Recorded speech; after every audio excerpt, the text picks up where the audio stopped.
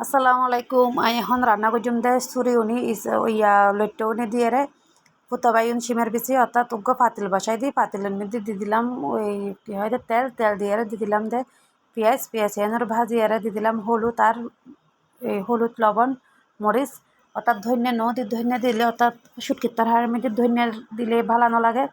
এবার দিয়ে দিলাম একটু করে পানি দিয়ে এরে তিন বালা করে হসাই এরে দিয়ে দিলাম দে কুড়ে রেখে দিয়ে বাইউনি হিন্দি দিয়ে দিয়ে দিলাম দিম দে এখন সিমের বেশি এখন দিয়ে দেওয়ার পরে দিয়ে দিতে এবার ওই সুরি উনি লইট্টে উনি কুড়ি লেখি ইয়া মানে ধুয়ে রেখে দিয়ে এগিন দেওয়ার পরে অর্থাৎ তিন ভালো করে লাড়ে সারি আর অর্থাৎ তিন এখন ওইব পরিমাণ মতো পানি দিয়ে দিম। পানি দিয়ে দেওয়ার পরে এখন ইন ভালো করে ওই গেলে দিয়ে দিম দে টমেটো। আমি অর্থাৎ সহজ পদ্ধতিতে রান্না করিবার চেষ্টা করি, অর্থাৎ আমি যেভাবে বাসার মধ্যে হাই সেভাবেই রান্নাইবে অর্থাৎ মধ্যে অনারার হাতে তুলে ধরিবার চেষ্টা করি।